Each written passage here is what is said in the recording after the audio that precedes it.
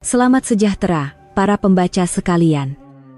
Selepas 3 tahun berkahwin, inilah kali pertama suami saya menyentuh tubuh saya. Selepas malam yang hangat itu, suami saya yang mengetahui rahasia tubuh saya terus mengoyakkan surat perjanjian penceraian yang baru saja disiapkannya dengan wajah yang pucat lesi.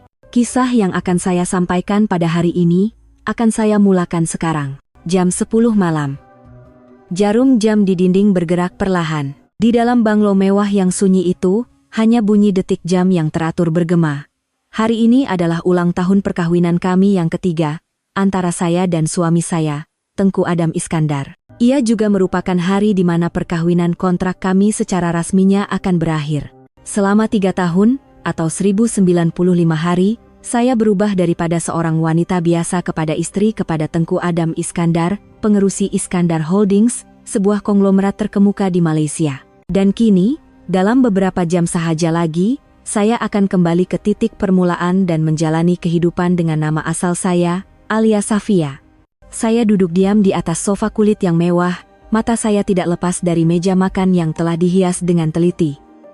Saya menghabiskan sepanjang petang untuk menyediakan makan malam ini. Di tengah-tengah meja, sejambak bunga lili putih diletakkan dengan anggun, menyebarkan haruman yang lembut. Cahaya lilin yang berkelipan membiaskan bayang-bayang ke atas makanan yang tersusun rapi.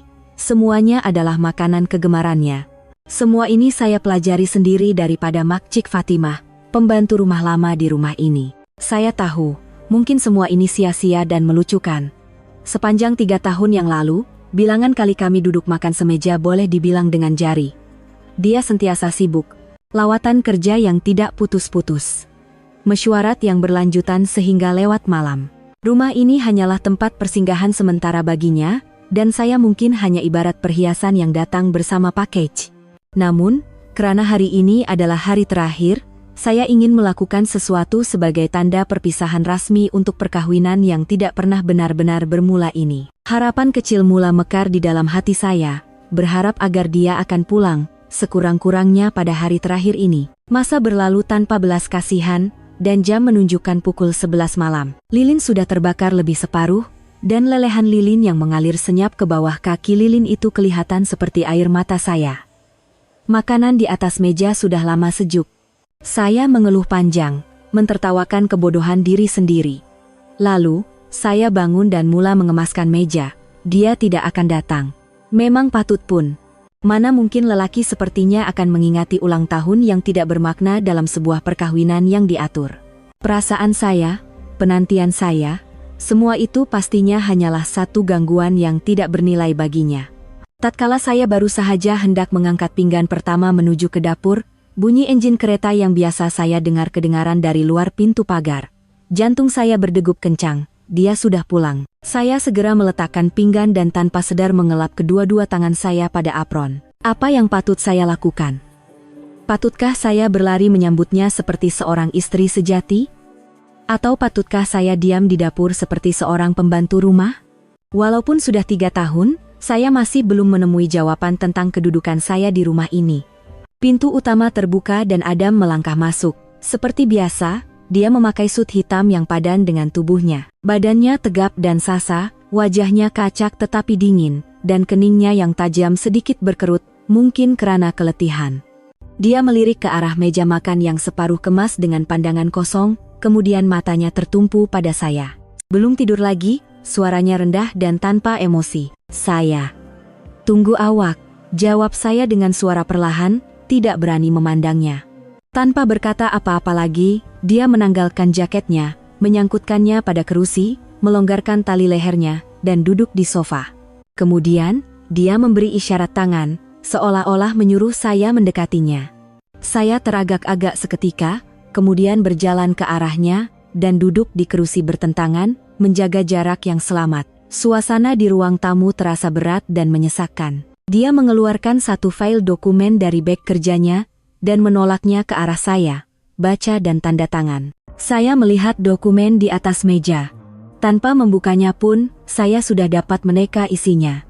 Di atas kertas putih itu, pastinya perkataan surat perjanjian penceraian tercetak dengan huruf tebal. Jantung saya terasa seperti digenggam erat. Sakit, tetapi anehnya, saya juga berasa lega. Akhirnya, hari ini tiba juga. Saya telah beratus kali mengingatkan diri sendiri untuk menghadapinya dengan tenang, bahwa ini adalah penamat yang telah ditentukan. Saya perlahan-lahan membuka fail itu, seperti yang dijangka, ia adalah surat perjanjian perceraian. Di halaman terakhir, nama Tengku Adam Iskandar sudah tertera bersama tanda tangannya yang ditulis dengan tulisan yang tegas dan yakin. Dia sudah menyelesaikan segala persiapan. Mengikut perjanjian, saya akan berikan sebuah villa di Monkiara dan Pampasan. Anggap sahaja ini sebagai ganjaran untuk 3 tahun yang lalu, katanya dengan nada tenang, seolah-olah sedang menguruskan satu urus niaga perniagaan. Saya tidak memandangnya, sebaliknya hanya menatap dua perkataan itu. Perceraian. Tekak saya terasa kering, tetapi saya coba sedaya upaya agar suara saya tidak bergetar. Tak perlu, cukup seperti dalam kontrak. Awak dah bantu nenek saya, dan saya dah jalankan peranan sebagai istri awak selama 3 tahun, kita tak berhutang apa-apa antara satu sama lain. Saya mencapai pen yang terletak di atas meja. Ujung pen yang sejuk menyentuh kulit saya. Saya menarik nafas dalam-dalam, menahan gejolak emosi di dalam hati. Saya tidak mahu menunjukkan sisi lemah saya kepadanya. Saya mahu pergi dengan maruah, menjaga sisa harga diri saya yang terakhir. Saya menurunkan pen dan menulis nama saya di sebelah tanda tangannya. Tulisan saya sedikit bergetar, tetapi akhirnya saya berjaya menyelesaikannya. Alia Safia, Tengku Adam Iskandar. 2 nama, 2 tanda tangan, kini bersebelahan di atas sehelai kertas, menandakan berakhirnya sebuah hubungan. Saya menolak dokumen yang telah ditandatangani itu ke arahnya.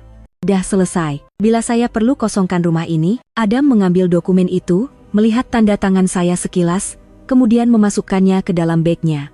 Dia mengangkat kepala memandang saya. Ini adalah kali pertama malam ini dia memandang tepat ke mata saya.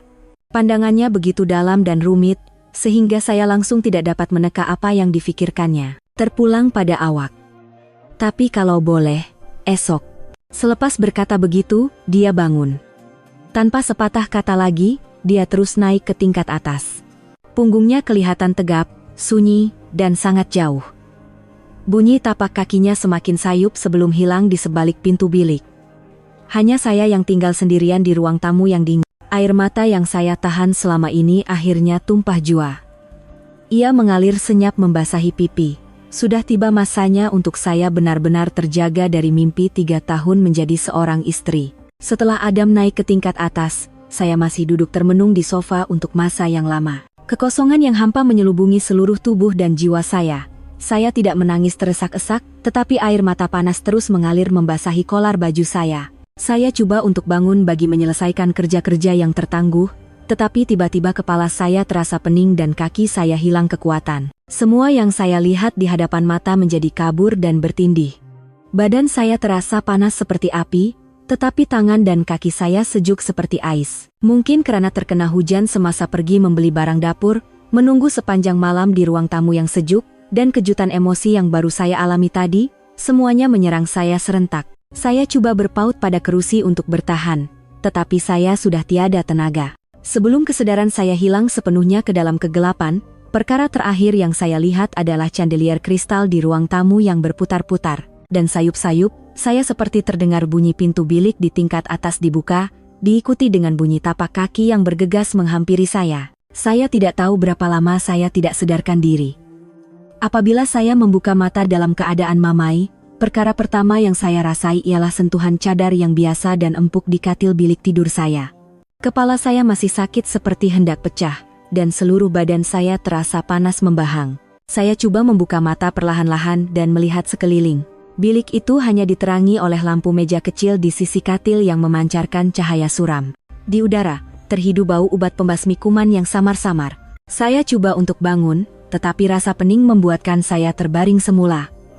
Tepat pada ketika itu, sebuah tangan yang besar dan hangat menyentuh dahi saya dengan lembut.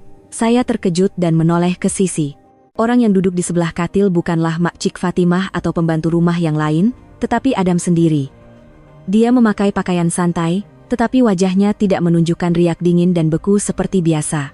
Di bawah cahaya lampu kekuningan, keningnya yang lebat sedikit berkerut, dan di dalam matanya yang dalam, terpancar sinar kerisauan yang belum pernah saya lihat. Melihat saya sudah sedar, dia bertanya dengan suara yang rendah dan serak, "Badan awak, rasa makam mana?"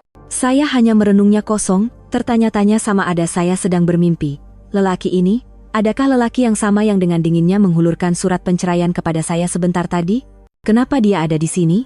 Kenapa dia bertanya kabar saya dengan begitu prihatin? Kenapa awak ada di sini? Awak pengsan di ruang tamu. Dokter pribadi baru sahaja datang periksa tadi. Katanya awak demam panas sebab selesema, campur dengan terlalu penat. Obat demam dah disuntik, jelasnya ringkas, tetapi tangannya masih belum beralih dari dahi saya. Saya masih tidak percaya. Mungkinkah bunyi tapak kaki yang bergegas semasa saya pengsan tadi adalah miliknya? Mungkinkah dia yang membawa saya ke bilik dan memanggil dokter? Pelbagai soalan berlegar di kepala saya, membuatkan saya semakin keliru. Terima kasih, kata saya dengan suara perlahan, berasa janggal dengan perhatian yang tiba-tiba ini. Tanpa berkata apa-apa, dia bangun dan keluar. Kemudian kembali membawa sebuah besen berisi air suam dan sehelai tuala bersih. Dia duduk di birai katil, memerah tuala itu, dan mula mengelap muka saya dengan lembut.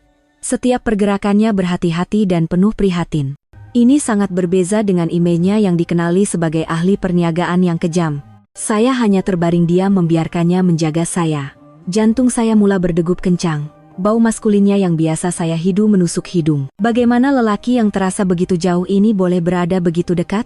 Adakah ini semua halusinasi karena demam? Selepas mengelap muka saya, dia membantu saya bangun dan bersandar di kepala katil. Kemudian, dia menghulurkan beberapa biji pil dan segelas air suam dari meja sisi katil. Makan obat, lepas tu tidur. Nanti awak akan oke. Saya patuh menerima obat dan menelannya.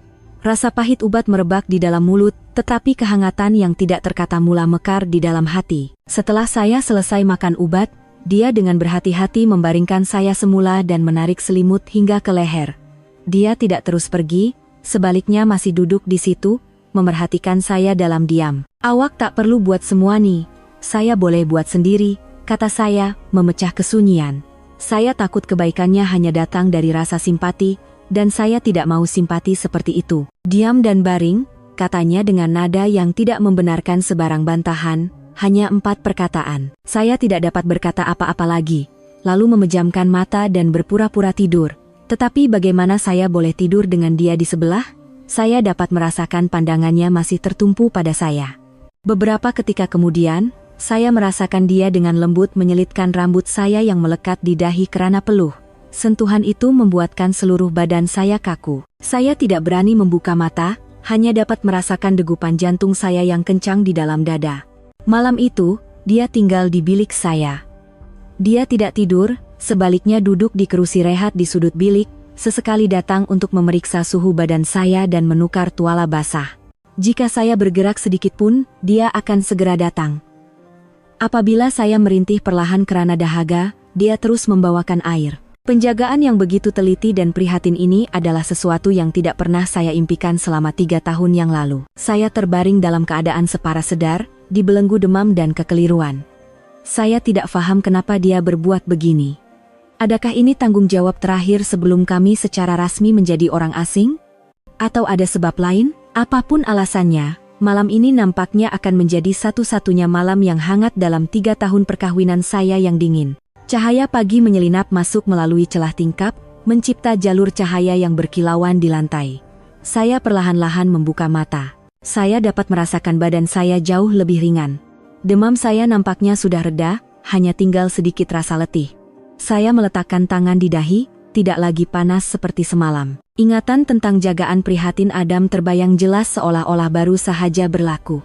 Saya secara tidak sengaja memandang ke arah kerusi rehat di sudut bilik. Kerusi itu kosong. Dia sudah pergi. Rasa hampa singgah di hati saya. Mungkin semua yang berlaku semalam hanyalah mimpi indah akibat demam. Mana mungkin lelaki sedingin itu boleh berkelakuan begitu prihatin. Saya tersenyum sinis dan coba bangun. Kali ini, saya boleh duduk dengan betul sendirian. Saya melihat sekeliling bilik. Besen air dan tuala semalam sudah tiada. Di meja sisi katil, terdapat segelas air suam dan beberapa biji pil. Semuanya kemas, seolah-olah tiada siapa yang berada di sini sepanjang malam. Saya perlahan-lahan turun dari katil, berniat untuk ke bilik air. Tiba-tiba, pintu bilik tidur terbuka. Adam masuk sambil membawa dulang makanan. Dia telah menukar pakaian kepada pakaian santai yang lebih selesa, membuatkan dia kelihatan kurang formal berbanding biasa. Melihat saya sudah bangun, dia sedikit mengerutkan dahi. Kenapa dah bangun? Dokter suruh berehat. Saya terkejut memandangnya, kemudian beralih ke dulang di tangannya. Awak, belum pergi kerja? Sepatutnya dia sudah berada di pejabat pada waktu ini. Hari ini saya kerja dari rumah, jawabnya ringkas sambil meletakkan dulang di atas meja kecil di dalam bilik. Mari sini sarapan. Saya ada buatkan bubur. Saya terpaku. Bukan sahaja dia berada di rumah, tetapi dia sendiri pergi ke dapur dan menyediakan sarapan untuk saya. Ini lebih sukar dipercayai daripada tindakannya menjaga saya sepanjang malam. Saya berjalan seperti robot ke meja dan memandang bubur nasi ayam yang masih panas dan berbau wangi. Saya tidak pernah tahu dia pandai memasak. Awak tak perlu susah-susah macam nih. Makcik Fatimah. Makcik Fatimah ada hal kecemasan di kampung pagi tadi, dia dah balik. Cepat makan sebelum mandi, potongnya. Suaranya masih sedikit bernada arahan, tetapi tidak lagi kedengaran dingin. Saya tidak berkata apa-apa lagi, mengambil sudu dan mula makan bubur. Bubur itu cukup perasa, dan aroma lembut isi ayam, daun bawang, dan lada sulah menyebarkan kehangatan ke seluruh badan saya. Saya hanya menunduk sambil makan. Saya tidak berani memandangnya, untuk menyembunyikan rasa malu dan gelombang emosi yang bergelora di dalam hati. Dia juga tidak berkata apa-apa, hanya duduk bertentangan, menuang teh, dan sesekali memandang saya. Setelah saya selesai makan, dia mengemas mangkuk dan kembali duduk di kerusi yang sama seperti semalam. Dia memandang saya dengan wajah yang termenung. Kita tangguhkan penceraian nih sebulan lagi. Kata-katanya seperti guru di telinga saya. Saya mengangkat kepala. Kenapa? Semalam kan kita dah tanda tangan surat tuh. Proyek usaha sama dengan rakan kongsi dari Amerika akan masuk fase penting tak lama lagi. Berita penceraian pengerusi kumpulan pada waktu ini akan menjejaskan imej syarikat dan harga saham. Saya tak nak ada sebarang risiko, jelasnya. Alasan yang diberikannya sangat munasabah dan profesional. Sekali lagi, kerana kerja. Sentiasa kerana kerja. Hati saya yang baru sahaja terasa sedikit hangat tadi, serta-merta menjadi sejuk semula. Jadi begitu rupanya. Perhatiannya semalam, sarapan pagi ini, dan penangguhan penceraian, semuanya demi keuntungan syarikat dan proyek penting itu. Apa sebenarnya saya ini? Hanyalah buah catur dalam perancangannya. Saya tertawa sinis memikirkan angan-angan kosong saya. Melihat saya diam, dia menyambung, sepanjang sebulan nih, kita masih suami istri, awak tinggal sahaja di sini. Selepas sebulan, semuanya akan berjalan seperti yang dipersetujui. Baiklah, jawab saya dengan suara yang anehnya tenang. Selama 3 tahun ini, saya telah belajar menyembunyikan perasaan saya. Saya tidak mahu dia melihat kekecewaan di mata saya. Perbualan kami berakhir di situ. Dia bangun, mengatakan ada kerja yang perlu diselesaikan di bilik bacaannya. Bilik tidur kembali sunyi seperti sedia kala. Saya duduk di atas katil, merasakan tubuh dan jiwa saya benar-benar letih. Sebulan. Saya perlu memainkan peranan sebagai istrinya selama sebulan lagi. Adakah itu bermakna saya akan terus terperangkap dalam fantasi saya sendiri selama sebulan lagi? Atau adakah ia bermakna saya perlu menanggung penderitaan selama sebulan lagi? Pada sebelah petang, selepas makan ubat dan tidur seketika, saya berasa lebih baik. Bosan terbaring di dalam bilik, saya turun ke bawah untuk minum air. Banglo mewah itu sunyi sepi pada waktu siang. Apabila saya melalui bilik bacaan Adam di tingkat 2, saya perasan pintunya sedikit terbuka. Ini adalah satu-satunya tempat di rumah ini yang tidak pernah saya masuki. Dia telah menetapkan peraturan yang ketat bahwa tiada siapa boleh masuk ke bilik bacaannya tanpa kebenarannya. Rasa ingin tahu mula menguasai saya. Walaupun saya tahu saya tidak sepatutnya, kaki saya tanpa sadar melangkah lebih dekat ke arah pintu. Melalui celah pintu, saya dapat melihatnya duduk di hadapan komputer, tekun bekerja. Ketika saya hendak berpaling, sesuatu yang tergantung di dinding di belakangnya menarik perhatian saya. Ia adalah sebuah lukisan cat minyak dalam bingkai kayu yang mewah. Lukisan itu menggambarkan sudut sebuah balkoni yang dipenuhi bunga kertas yang mekar di bawah sinaran matahari yang cerah. Jantung saya seakan berhenti berdegup. Itu adalah karya akhir saya semasa di university. Saya ingat lukisan itu dengan jelas. Ia adalah karya yang paling saya sayangi, hasil daripada semua semangat saya semasa di college. Selepas pameran tamat pengajian, seorang pembeli tanpa nama telah membelinya dengan harga yang sangat tinggi. Saya sentiasa tertanya-tanya siapa orang itu. Kenapa dia sanggup membelanjakan begitu banyak uang untuk karya seorang pelajar yang tidak dikenali? Saya tidak pernah bermimpi bahwa orang itu adalah Adam, dan dia menggantung lukisan itu dengan begitu berharga di ruang paling pribadinya. Kenapa? Kenapa dia melakukan ini? Bilakah dia membelinya, sebelum atau selepas kami berkahwin? Beribu-ribu soalan menerjah pikiran saya. Saya berdiri kaku di situ, hanya merenung lukisan itu, sehingga kan saya terlupa yang saya sedang mengintip. Tiba-tiba, seolah-olah merasakan sesuatu, Adam berpaling. Pandangan kami bertemu melalui celah pintu. Saya terkejut dan tergesa-gesa coba berpaling untuk melarikan diri. Berhenti di situ, suaranya kedengaran dingin dan berkuasa dari belakang. Langkah saya terhenti di tengah-tengah koridor. Seluruh badan saya kaku, tidak dapat bergerak. Saya berasa seperti seorang kanak-kanak yang ditangkap melakukan kesalahan, muka saya panas dan jantung saya berdegup kencang. Perlahan-lahan, saya berpaling dan berhadapan dengannya melalui celah pintu yang sempit. Wajahnya tanpa ekspresi, tetapi matanya yang dalam seolah-olah dapat menembusi isi hati saya, membuatkan saya tidak dapat menyembunyikan rasa malu. Masuk, arahnya, sebelum berpaling semula ke mejanya. Saya menarik nafas dalam-dalam, teragak-agak selama beberapa saat, kemudian dengan berhati-hati menolak pintu dan melangkah masuk. Ini adalah kali pertama saya menjejakkan kaki ke dalam ruang pribadinya. Bilik itu dihias dengan gaya minimalis. Warna utamanya adalah kelabu dan hitam, sama seperti perwatakannya. Semuanya terlalu kemas dan teratur, hampir tidak terasa seperti ada sentuhan manusia. Udara di dalam bilik itu dipenuhi dengan haruman kayu cendana yang samar-samar, mewujudkan suasana yang serius dan dingin. Pandangan saya sekali lagi tertumpu pada lukisan saya. Dari jarak dekat ini, saya dapat melihat betapa berharganya dia menjaga lukisan itu. "Ada apa?" tanyanya, matanya masih tertumpu pada skrin komputer. Saya cuma nak minum air tadi. Maaf ganggu, saya tergagap-gagap memberikan alasan. Oh, ya, dia mengangkat keningnya sedikit, akhirnya mengangkat kepala memandang saya. Dia menyandarkan badannya pada kerusi, kedua-dua tangannya dirapatkan di atas meja, kelihatan sangat berkuasa. Saya sangka awak lebih berminat dengan lukisan tuh. Tekaannya yang tepat membuatkan saya lebih cemas. Karena tidak dapat menafikannya lagi, saya memberanikan diri untuk bertanya terus. Kenapa? Kenapa lukisan saya ada di sini? Dia merenung saya lama dengan pandangan yang sukar ditafsirkan. Sebab saya yang beli. Saya tahu. Tapi kenapa awak? Desak saya. Percikan harapan kecil mula menyala di dalam hati. Mungkinkah dia sudah lama berminat dengan saya? Mungkinkah perkawinan ini bukan satu kebetulan semata-mata? Dia tersenyum sedikit, hampir tidak kelihatan. Saya ternampak secara kebetulan di sebuah lelongan amal. Saya beli sebab nampak sesuai dengan dinding nih. Itu sahaja. Jawabannya ibarat menyimbah air sejuk ke atas harapan saya yang baru sahaja mekar. Sesuai dengan dinding, hanya itu sahaja. Semua tekaan dan harapan saya menjadi sia-sia dalam sekelip mata.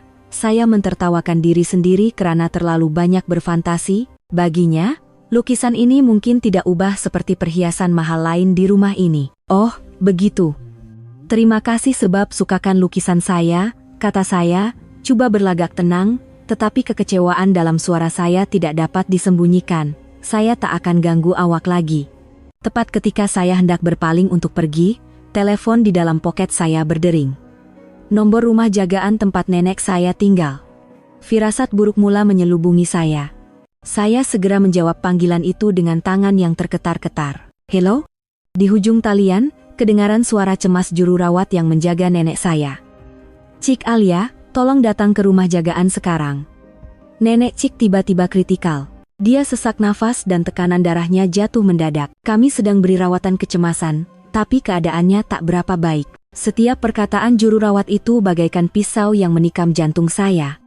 Seluruh dunia saya seakan-akan runtuh. Macam mana boleh jadi tiba-tiba?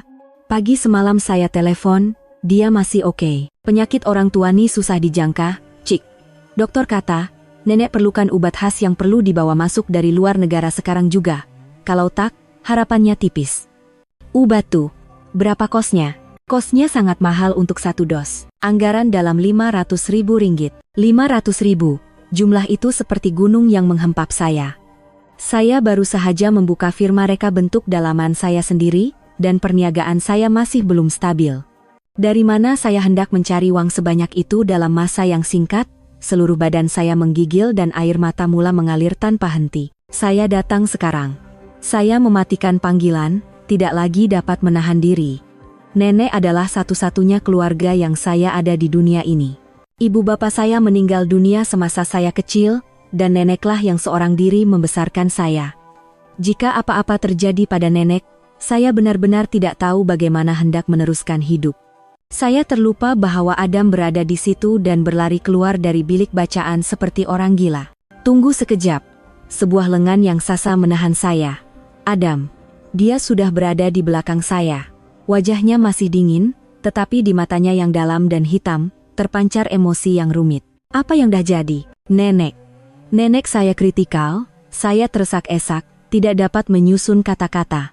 Dia tidak bertanya lanjut, sebaliknya mengeluarkan sapu tangan dari poketnya dan memberikannya kepada saya. Menangis tak akan selesaikan apa-apa. Kemudian, dia mencapai kunci keretanya di atas meja. Saya hantar awak ke sana. Di dalam kereta menuju ke rumah jagaan, saya duduk kaku di tempat duduk penumpang. Hati saya resah gelisah, saya menggigit bibir kuat-kuat agar tidak menangis. Kedua-dua tangan saya saling menggenggam erat. Adam memandu dalam diam, tetapi dia memandu jauh lebih laju daripada biasa. Udara di dalam kereta terasa berat dan menyesak. Sebaik sahaja tiba di rumah jagaan, saya terus berlari ke bilik rawatan kecemasan. Nenek terbaring di atas katil. Badannya kurus kering, wajahnya pucat, dan dia hanya mampu bernafas dengan bantuan alat pernafasan. Melihat keadaannya, jantung saya hancur luluh. Dokter mengatakan keadaan nenek sangat kritikal, dan jika obat tidak diperoleh dalam masa 24 jam, tiada apa yang dapat dijamin. Saya terduduk di bangku di koridor. Rasa tidak berdaya dan putus asa menyelubungi jiwa saya. Apa yang harus saya lakukan sekarang? Jual syarikat saya? Tetapi saya tidak mungkin dapat mengumpulkan uang sebanyak itu dalam masa yang singkat. Pinjam dari kawan-kawan? Kawan baik saya, Siti, hanyalah seorang pekerja biasa. Siapa yang boleh saya pinjam uang? Ketika saya sedang buntu, Adam datang dan duduk di sebelah saya.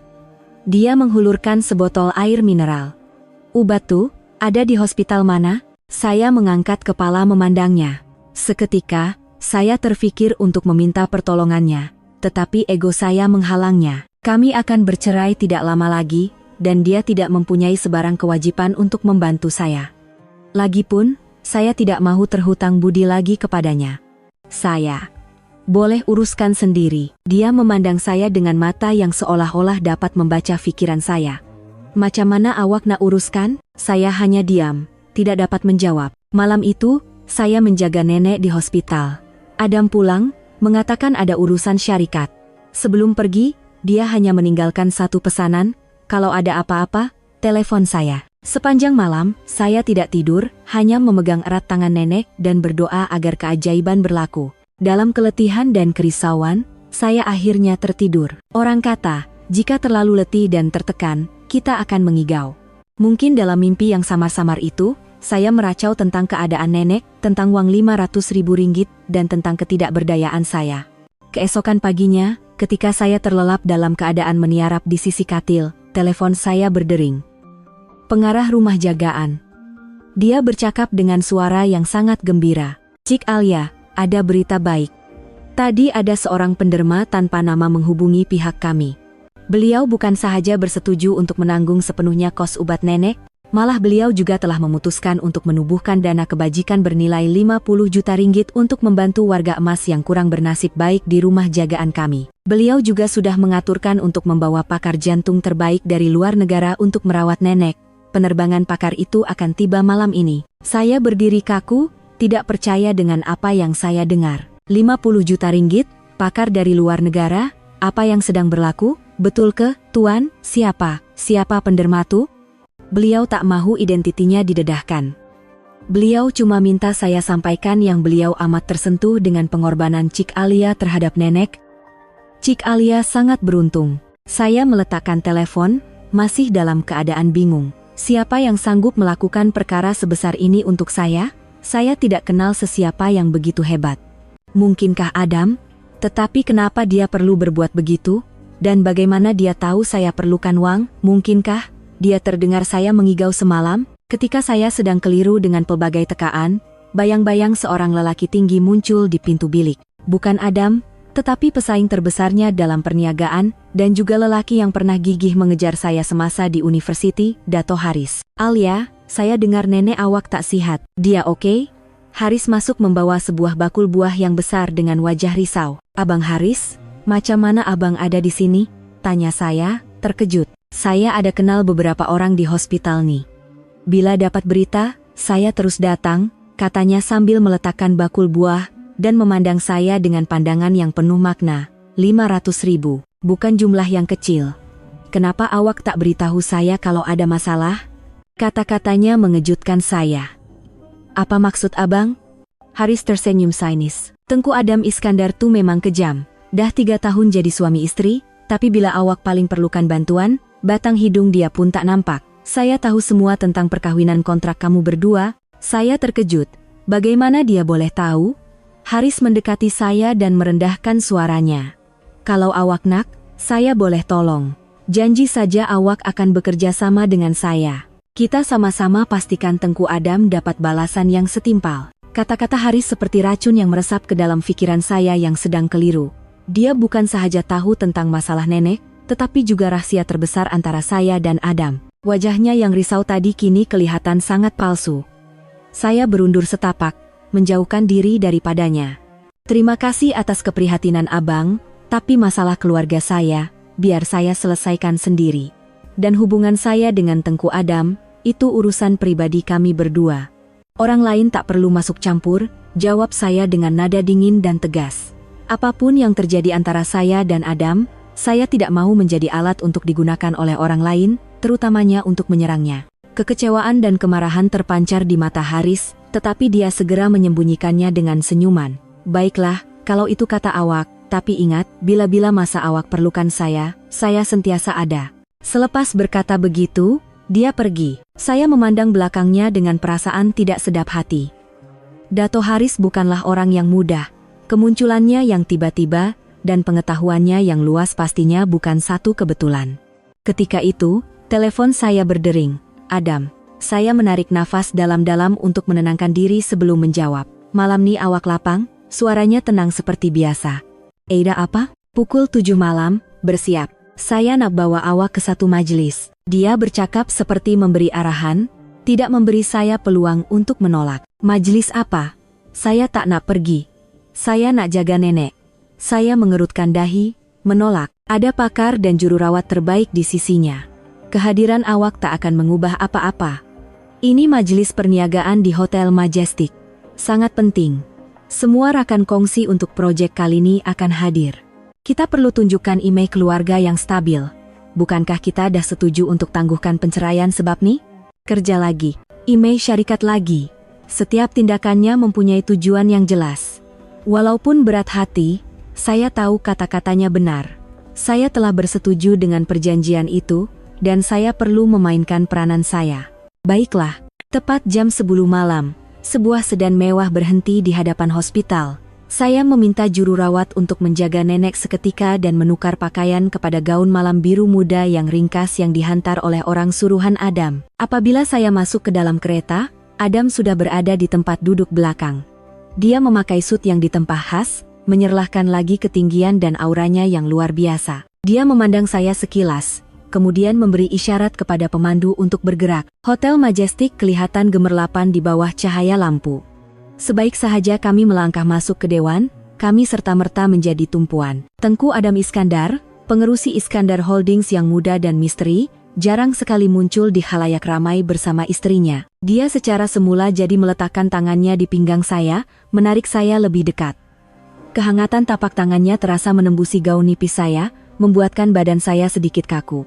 Dia menunduk dan berbisik di telinga saya dengan suara yang cukup perlahan untuk kami berdua sahaja dengar, berlakon dengan baik. Saya menarik nafas dalam-dalam, mengangkat kepala, tersenyum, dan memaut lengannya sambil kami melangkah masuk. Kami menyapa rakan-rakan kongsi perniagaan. Adam memperkenalkan saya dengan sopan, ini istri saya, Alia Safia. Semasa dia berbual tentang perniagaan, saya dengan mahir berbual dengan istri-istri mereka tentang fashion dan seni. Keserasian kami sangat menakjubkan, seolah-olah kami adalah pasangan yang telah lama bersama. Saya melihat sinar kepuasan di mata Adam. Ketika kami sedang asyik berbual, Satu suara yang biasa kedengaran dari belakang. "Oh, Tengku dan Puan Sri pun ada di sini." Memang sepadan. Dato Haris. Dia memegang segelas wain, memandang kami dengan senyuman sinis. Perhatian semua orang kini tertumpu kepada kami. Adam tidak menunjukkan sebarang reaksi, hanya mengangguk ringan sebagai tanda sapaan. Tetapi saya tahu di sebalik ketenangannya itu, ada perseteruan yang tidak kelihatan. Saya tersenyum lembut dan menyandarkan diri pada Adam dengan lebih mesra. "Terima kasih atas pujian, Dato. Kami suami istri memang sehati sejiwa," kata saya dengan suara yang jelas. "Saya dengar keadaan keuangan syarikat Dato kurang baik sekarang. Dah selesai ke? Suami saya nih seorang yang sangat setia kawan, kalau Dato perlukan bantuan, pasti dia tak akan menolak." Kata-kata saya bukan sahaja membalas provokasinya dengan bijak, tetapi juga secara halus menaikkan imej Adam dan merendahkan status pesaingnya. Suasana di sekeliling kami berubah. Orang ramai mula memandang Dato Haris dengan curiga. Wajahnya serta-merta berubah, tetapi dia coba mengekalkan senyuman paksanya. "Terima kasih atas keprihatinan Puan Sri, tapi masalah kecil macam tuh, saya boleh uruskan sendiri." Adam mengeratkan sedikit pelukannya di pinggang saya. Tindakan kecil itu sudah cukup untuk saya merasakan kepuasannya. Dia memandang Dato Haris dengan tajam. Nampaknya istri saya terlebih risau. Harap Dato faham. Perang dingin yang singkat itu berakhir, dan Dato Haris beredar dengan memberi alasan. Selepas dia pergi, Adam menunduk dan berbisik di telinga saya. Suaranya seakan-akan mengandungi sedikit tawa. "Tak sangka awak sehebat nih." Pujian yang tidak dijangka daripada Adam membuatkan pipi saya sedikit panas. Ini mungkin kali pertama dia memuji saya secara langsung. Sepanjang malam itu, dia tidak berganjak dari sisi saya, sesekali memperkenalkan saya kepada orang-orang penting sambil menunjukkan kemesraan yang terkawal. Lakonan kami begitu sempurna sehingga tiada siapa yang mengesiaki apa-apa. Majelis berakhir agak lewat. Ketika kami keluar dari hotel, hujan lebat tiba-tiba turun. Titisan hujan yang kasar jatuh di atas bumbung anjung. Pemandu kami sedang membawa kereta, tetapi kami perlu melalui ruang terbuka yang luas. Melihat saya menggigil kesejukan, Adam tanpa sepatah kata menanggalkan jaketnya dan menyelimuti bahu saya, kemudian menarik saya ke dalam pelukannya. Lari. Dia memeluk saya erat, menggunakan badannya untuk melindungi saya daripada hujan sambil kami berjalan pantas ke arah kereta. Bau maskulin dan kehangatan tubuhnya menyelubungi saya. Seketika, saya terlupa tentang hujan, terlupa bahwa kami sedang berlakon. Jantung saya berdegup kencang di dalam dada. Jarak dari lobi hotel ke kereta tidak pernah terasa begitu panjang dan singkat pada masa yang sama. Apabila kami duduk di dalam kereta, kedua-dua kami sedikit basah. Beberapa titis air di rambutnya membuatkan imej tegasnya sedikit lembut, menambah daya tarikannya. Dia mengambil tisu, tetapi bukan untuk mengelap mukanya sendiri, sebaliknya dengan lembut mengelap titisan air di muka dan rambut saya. Jarak antara kami begitu dekat, sehingga saya dapat melihat pantulan diri saya dengan jelas di dalam matanya yang dalam. Udara di dalam kereta yang sempit itu tiba-tiba menjadi sesak dan tegang. Nafas saya menjadi laju, seolah-olah ditarik oleh satu kuasa gaib. Wajahnya semakin mendekati saya, semakin dekat, dan semakin dekat. Saya dapat merasakan nafasnya yang hangat di muka saya. Jantung saya terasa seperti hendak meletup. Saya memejamkan mata rapat-rapat, menanti saat yang akan tiba. Tetapi, ketika bibir kami hampir bersentuhan, dia tiba-tiba berhenti. Dia terdiam selama beberapa saat, dan emosi yang rumit terpancar di matanya. Dia dengan senyap menegakkan badannya, memalingkan muka, dan mengarahkan pemandu dengan suara rendah untuk pulang ke rumah. Pada ketika itu, saya merasakan kekecewaan dan rasa malu yang tidak terkata. Saya segera memandang keluar tingkap, berpura-pura melihat titisan hujan yang mengalir di cermin, untuk menyembunyikan muka saya yang merah padam. Sepanjang perjalanan pulang, kami tidak bercakap sepatah pun. Kesunyian itu lebih menakutkan daripada 1000 perkataan. Sebaik sahaja tiba di rumah, saya terus berlari ke bilik, seolah-olah melarikan diri. Selepas mandi, barulah saya sadar bahwa saya telah kehilangan subang mutiara pemberian nenek. Saya menyentuh telinga saya, hanya ada sebelah. Kemana yang sebelah lagi? Itu adalah barang peninggalan yang paling berharga bagi saya. Saya mencari di seluruh bilik dan beg tangan seperti orang gila, tetapi tidak menemuinya. Saya coba mengingati kembali. Rasanya saya menanggalkannya semasa tergesa-gesa menukar pakaian di hospital. Selepas itu, Adam menelepon. Mungkinkah saya tertinggal di bilik bacaan semasa berlari keluar untuk menjawab panggilan tentang nenek? Walaupun saya sangat takut untuk bersemuka dengannya, saya tidak boleh kehilangan Subang itu. Saya memberanikan diri turun ke bawah dan menuju ke bilik bacaan. Pintunya sedikit terbuka seperti sebelum ini. Saya masuk dengan berhati-hati, berharap dia tiada di situ. Bilik itu kosong, hanya lampu meja yang terpasang. Saya menghela nafas lega dan mula mencari Subang di tempat saya berdiri tadi. Ketika saya membongkok berhampiran meja, saya secara tidak sengaja terlanggar timbunan majalah di ujung meja. Majalah-majalah itu jatuh bertaburan di lantai. Saya tergesa-gesa mengutipnya. Apabila saya melihat muka depan majalah itu, saya terpaku. Semuanya adalah majalah reka bentuk dalaman profesional, dan salah satu daripadanya memaparkan gambar proyek yang baru saja disiapkan oleh syarikat kecil saya. Dengan rasa ingin tahu, saya menyelak majalah-majalah lain. Setiap majalah mempunyai artikel atau gambar yang berkaitan dengan saya dan kerja saya sepanjang 3 tahun yang lalu. Jantung saya berdegup kencang. Bagaimana ini boleh berlaku? Kenapa dia mengumpul semua ini? Pandangan saya meliar ke sekeliling bilik dan berhenti pada sebuah kabinet kayu yang berkunci di sudut. Biasanya, saya tidak akan melakukan ini. Tetapi hari ini, didorong oleh satu desakan yang kuat, saya tidak dapat mengawal tindakan saya. Saya ternampak sekumpulan kunci kecil di dalam sebuah kotak di atas meja. Saya mencoba salah satu daripadanya, dan dengan satu bunyi klik, pintu kabinet itu terbuka. Melihat apa yang ada di dalamnya, saya hampir tidak dapat bernafas. Ia bukan file syarikat, tetapi berpuluh-puluh album gambar. Dengan tangan yang terketar-ketar, saya mengambil salah satu album. Halaman pertama memaparkan gambar candid saya sedang tekun bekerja di studio reka bentuk. Halaman seterusnya, gambar saya berjalan-jalan sendirian di taman. Dan di halaman lain, gambar saya sedang berbual mesra dengan nenek di rumah jagaan. Beratus-ratus, mungkin beribu-ribu gambar candid yang merakamkan hampir setiap detik kehidupan saya sepanjang 3 tahun yang lalu. Rupa-rupanya, dia sentiasa memerhatikan saya dalam diam. Tengku sangat sayangkan Puan Sri. Suara yang mesra dari belakang membuatkan saya terkejut dan segera menutup album. Makcik Fatimah. Bila dia pulang? Makcik Fatimah membawa dulang teh, tidak menunjukkan sebarang riak terkejut, hanya memandang saya dengan pandangan yang lembut. Makcik. Saya cemas, tidak tahu hendak berkata apa. Makcik Fatimah meletakkan dulang dan mengeluh. Semua gambar nih, Tengku yang upah orang ambil. Dia kata, sebab dia tak dapat selalu ada di sisi, sekurang-kurangnya dia nak tahu sama ada Puan Sri sihat dan gembira setiap hari. Makcik Fatimah menunjuk ke arah lukisan akhir saya. Lukisan tu pun sama.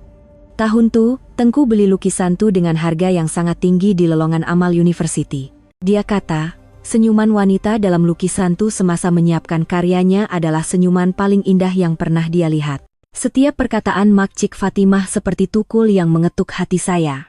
Lelaki yang dingin itu, suami saya yang acuh tak acuh itu, rupa-rupanya dalam diam mengambil berat dan melindungi saya dengan caranya sendiri. Saya mengambil sekeping gambar. Di dalam gambar itu, saya sedang tersenyum riang. Saya tidak dapat menahan air mata lagi. Titisan air mata jatuh dan mengaburkan gambar itu. Rupa-rupanya, saya tidak pernah keseorangan dalam perkawinan ini. Keesokan harinya, hati saya masih berdebar-debar mengenangkan penemuan di bilik bacaan semalam. Saya hampir tidak dapat tidur. Kata-kata Makcik Fatimah, gambar-gambar, dan lukisan itu terus berlegar di pikiran saya. Pagi itu, saya berhadapan dengan Adam di meja sarapan dengan perasaan yang sangat bercampur baur. Saya ingin bertanya, ingin mengesahkan segalanya, tetapi saya tidak tahu di mana hendak bermula. Dia bersikap dingin seperti biasa, tidak menyebut sepatah pun tentang kejadian semalam, membuatkan saya semakin keliru. Beberapa hari kemudian, selepas keadaan nenek stabil berkat jagaan pakar dari luar negara, saya menerima pemberitahuan rasmi daripada Iskandar Holdings. Firma reka bentuk kecil saya telah dipilih sebagai rakan kongsi untuk proyek pembinaan sebuah resort mewah bernilai berbilion ringgit. Dan orang yang bertanggung jawab secara langsung dari pihak Iskandar Holdings tidak lain dan tidak bukan ialah Tengku Adam Iskandar. Saya gembira tetapi juga bimbang. Ini adalah peluang besar untuk kerjaya saya, tetapi bekerja secara langsung di bawahnya pastinya bukan satu tekanan yang kecil. Mesyuarat pertama diadakan di bilik mesyuarat besar Iskandar Holdings. Saya dan pasukan saya telah membuat persiapan rapi, membentangkan 3 draft reka bentuk dengan gaya yang berbeza. Semuanya adalah hasil kerja keras kami. Sebaik sahaja melangkah masuk ke bilik mesyuarat, suasana serius terasa. Adam duduk di kerusi utama, wajahnya sedingin ais, dan pandangannya yang tajam meneliti setiap orang. Tiada langsung jejak lelaki yang menjaga saya dengan prihatin, atau hampir mencium saya di dalam kereta. Dia telah berubah sepenuhnya menjadi seorang CEO yang tegas dan berwibawa. Selepas saya selesai membentangkan draft pertama, dia terus berkata dengan suara tanpa emosi, "Terlalu selamat. Tiada anjakan paradigma. Reka bentuk seperti ini boleh dilihat di mana-mana resort. Ditolak." Saya sedikit terkejut, tetapi segera bertenang dan membentangkan draft kedua yang lebih berani dan modern. Dia hanya melihatnya selama beberapa saat sebelum menggelengkan kepala, terlalu tidak praktikal. Langsung tidak mengambil kira elemen budaya tempatan, dan kos pembinaan pasti akan melebihi budget. Ditolak. Apabila tiba pada draft ketiga yang menggabungkan elemen tradisional dan modern, yang paling saya yakini, dia mengerutkan dahi dan mengetuk-ngetuk jarinya di meja. Ide bagus, tetapi pelaksanaannya kurang matang. Susun atur ruang tidak rasional dan fungsinya tidak dioptimumkan, juga ditolak. 3 draft reka bentuk hasil titik peluh saya dan pasukan saya ditolak tanpa belas kasihan di hadapan semua orang, rasa marah dan malu bercampur baur. Ahli pasukan saya menundukkan kepala, dan udara di dalam bilik mesyuarat terasa berat seperti plumbum. Tetapi saya bukan seorang yang mudah menyerah. Maruah saya sebagai seorang profesional tidak membenarkan saya untuk berdiam diri. Saya menarik nafas dalam-dalam, mengangkat kepala, dan memandangnya tepat. "Tengku, saya tidak boleh bersetuju dengan penilaian Tengku. Draft ketiga telah dikaji secara menyeluruh berdasarkan gaya hidup dan budaya rakyat Malaysia, sambil memastikan kemewahan dan standar antara bangsa." Maka, bermulalah perdebatan profesional yang hangat di dalam bilik mesyuarat. Saya menggunakan semua pengetahuan dan semangat saya untuk mempertahankan reka bentuk saya. Dia juga tidak kurang hebatnya, sentiasa membalas dengan soalan yang tajam dan logik. Kami berdebat sengit mengenai setiap perincian, dari susun atur lobi hingga pemilihan bahan untuk susur tangan. Para pekerja di bilik mesyuarat berubah riak dari terkejut, kepada tergamam, dan akhirnya kepada kagum. Mereka tidak pernah melihat mana-mana rakan kongsi yang berani menentang dan berdebat dengan pengerusi mereka yang dingin itu. Dan anehnya, di mata Adam, saya tidak melihat kemarahan, tetapi sebaliknya sinar minat dan hormat. Dia tidak menggunakan kuasanya untuk menekan saya, sebaliknya melayan saya dengan logik profesional. Perdebatan yang berlangsung lebih 2 jam itu berakhir apabila kami berdua keletihan. Akhirnya, dia memandang saya dan mengangguk kecil. "Baiklah, saya beri awak 3 hari. Berdasarkan perbincangan kita tadi, perbaiki draft ketiga. Saya mahu lihat reka bentuk yang sempurna." Walaupun masih berasa geram, saya tahu dia telah mengiktiraf kebolehan saya. Pertembungan ini bukan sahaja tidak menjauhkan kami, malah ia seolah-olah mendekatkan kami pada satu tahap yang berbeza, tahap kekaguman dan hormat terhadap bakat masing-masing. Selama 3 hari berikutnya, saya dan pasukan saya hampir makan dan tidur di pejabat untuk menyiapkan reka bentuk itu. Pada hari yang dijanjikan, saya membawa lukisan akhir kepada Adam. Kali ini, dia menelitinya dengan sangat teliti tanpa berkata apa-apa. Beberapa ketika kemudian, barulah dia mengangkat kepala dan berkata sepatah, "Bagus. Teruskan dengan draft ini." Mendapat pengiktirafannya membuatkan semua keletihan saya hilang. Hubungan kami seolah-olah telah melangkah ke satu fasa baru. Dia masih dingin, tetapi saya dapat merasakan pandangannya terhadap saya telah berubah. Beberapa hari kemudian, Adam memaklumkan bahwa dia perlu ke Singapura untuk lawatan kerja selama seminggu. Apabila dia pergi, banglo mewah itu kembali sunyi. Kebetulan pada masa itu adalah hari jadi kawan baik saya, Siti. Sudah lama kami tidak bertemu, jadi Siti berkeras mahu saya datang ke majelisnya. Majelis hari jadi itu diadakan di sebuah bar yang agak meriah. Bertemu semula dengan rakan-rakan membuatkan saya sekejap melupakan masalah dan berbual dengan gembira. Ketika suasana sedang rancak, seorang kawan tiba-tiba menjerit, korang dengar tak berita? Cinta pertama Tengku Adam, anak Tan Sri Tu, Sofia Erina, katanya nak balik Malaysia tak lama lagi." Telinga saya berdengung. Cinta pertama? Saya sudah mengenalinya selama 3 tahun, tetapi tidak pernah mendengar cerita seperti itu. Saya coba tersenyum seikhlas mungkin dan berkata, "Apa nih, mana kau dengar?" "Betullah. Kawan aku dulu belajar sekali dengan Tengku Adam. Katanya mereka kawan sejak kecil dan rapat gila. Kalau bukan sebab keluarga perempuan tuh tiba-tiba pindah luar negara, sekarang nih istri pengerusi Iskandar Holdings tuh dialah. Bisikan kawan-kawan saya seperti jarum yang menusuk jantung. Sofia. Namanya Sofia. Sungguh nama yang indah. Sudahlah, korang. Mereka berdua kan dah bahagia sekarang. Jangan cakap benda bukan-bukan.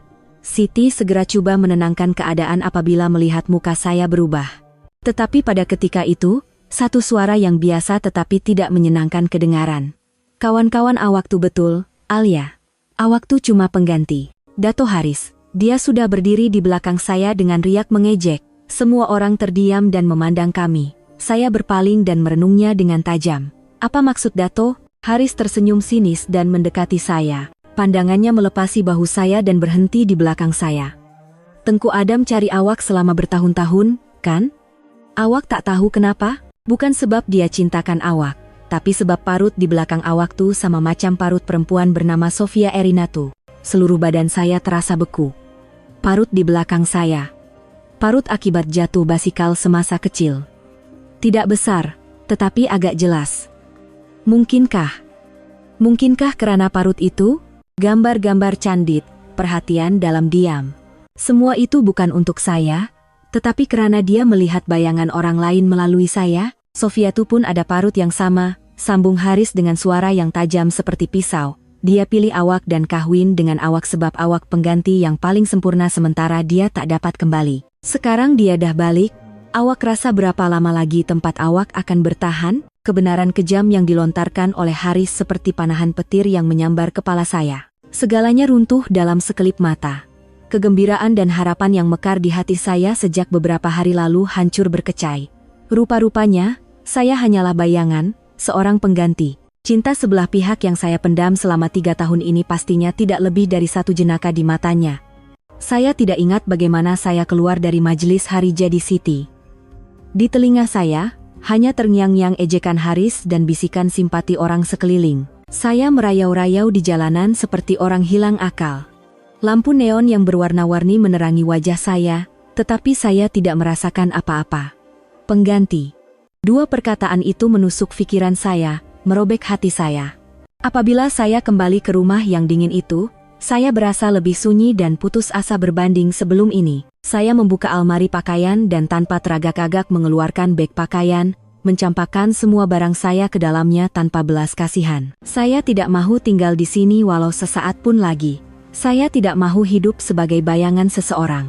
Saya perlu meninggalkan tempat ini, tempat yang memberi saya fantasi sebelum menolak saya jatuh ke dalam gaung. Ketika saya menyeret beg pakaian yang berat ke ruang tamu, pintu utama tiba-tiba terbuka. Adam sudah pulang. Dia kelihatan sangat letih, wajahnya pucat, tali lehernya longgar, dan kemejanya berkedut. Dia sepatutnya berada di luar negara selama seminggu, tetapi dia pulang selepas hanya 4 hari. Dia melihat saya dan beg pakaian di sebelah saya, keningnya yang tajam serta-merta berkerut. Kemarahan terpancar di matanya yang dingin. Awak nak kemana? Suaranya serak. Saya mengangkat kepala, memandangnya tepat, coba menahan air mata. Itu bukan urusan awak. Lagipun, kita akan bercerai tak lama lagi. Dia terhuyung-hayang mendekati saya. Siapa benarkan awak pergi? Tetapi dia tidak sempat menghabiskan ayatnya. Badannya yang tegap tiba-tiba rebah ke lantai. Saya terkejut, segera menolak beg pakaian ke tepi dan berlari memapahnya. Badannya panas seperti api. Dia demam panas. Walaupun hati saya penuh dengan dendam dan kesakitan, pada saat ini, saya tidak sanggup meninggalkannya. Saya menggunakan seluruh tenaga saya untuk hampir mengheretnya ke bilik tidur dan membaringkannya di atas katil. Peranan kami kini bertukar sepenuhnya. Saya yang menjadi penjaga, dan dia terbaring lemah dan tidak berdaya. Saya mencari obat demam dan mengelap badannya dengan tuala suam. Melihat wajahnya tanpa riak dingin dan beku, hati saya menjadi lembut. Malam itu, saya menjaganya. Karena demam, dia mula meracau. Dia terus memanggil nama seseorang, tetapi saya tidak dapat mendengarnya dengan jelas. Tiba-tiba, dia menggenggam tangan saya dengan erat. Matanya terpejam, tetapi bulu matanya bergetar. Jangan pergi, tolong jangan tinggalkan saya seorang. Dia meracau dengan suara yang pilu dan merayu. Kemudian, dia mula bercerita tentang kejadian 15 tahun yang lalu, kemalangan jalan raya. Dia terperangkap di dalam kereta. Dan seorang gadis, budak perempuan tuh, dia yang selamatkan saya. Jantung saya seakan berhenti berdegup. 15 tahun yang lalu, kemalangan jalan raya. Belakang badan dia ada parut. Macam awak, sambungnya sambil menghembuskan nafas panas ke tangan saya. Dan, kerongsang. Kerongsang berbentuk rama-rama biru. Selama 15 tahun saya cari dia. Saya terpaku. Semua ingatan zaman kanak-kanak saya tiba-tiba kembali dengan jelas. 15 tahun yang lalu, dalam perjalanan pulang dari sekolah, saya menyaksikan satu kemalangan. Sebuah kereta yang hilang kawalan melanggar sebatang pokok. Saya melihat seorang budak lelaki terperangkap di dalamnya, berlumuran darah. Tanpa teragak-agak, saya memecahkan cermin dengan batu dan menariknya keluar sebelum kereta itu terbakar. Dalam keadaan kelam kabut itu, saya kehilangan kerongsang berbentuk rama-rama biru yang baru dibelikan oleh nenek. Belakang badan saya juga tercalar oleh serpihan kaca, meninggalkan parut sehingga hari ini. Mungkinkah budak lelaki itu adalah awak? Adam, walaupun sedang meracau, seolah-olah mengenali saya. Dia menarik saya lebih dekat, menyembamkan mukanya di leher saya, dan berkata dengan suara serak, "Saya dah jumpa. Akhirnya saya jumpa awak, jangan tinggalkan saya lagi." Kata-katanya, kelemahannya, dan kebenaran mengejutkan yang baru saja terungkap meruntuhkan benteng pertahanan terakhir di hati saya. Air mata saya tumpah. Dendam dan kesakitan hilang, hanya tinggal cinta yang telah saya pendam selama 3 tahun dan rasa terharu yang melampau. Saya tidak tahu sama ada dia menyangka saya adalah Sofia atau benar-benar mengenali saya, tetapi pada saat ini, saya tidak mahu memikirkannya lagi. Saya membalas pelukannya. Malam itu, di antara demam dan emosi yang kabur, kami buat pertama kalinya benar-benar menjadi milik satu sama lain. Keesokan paginya, saya terjaga di dalam pelukan hangat Adam. Cahaya matahari menyelinap masuk melalui langsir, menerangi wajahnya yang kacak. Ini adalah kali pertama saya melihat wajahnya dari jarak sedekat ini. Demamnya nampaknya sudah reda, dan nafasnya teratur dan tenang. Seketika, rasa bahagia yang manis merebak di dalam hati. Saya perlahan-lahan mengangkat tangan, ingin menyentuh wajahnya. Tetapi pada ketika itu, bulu matanya sedikit bergetar, dan dia perlahan-lahan membuka mata. Pandangan kami bertemu. Matanya yang masih mamai serta-merta berubah menjadi terkejut, cemas, dan akhirnya menjadi dingin dan beku yang menakutkan. Dia menolak saya dan terus bangun, memandang saya seolah-olah melihat orang asing.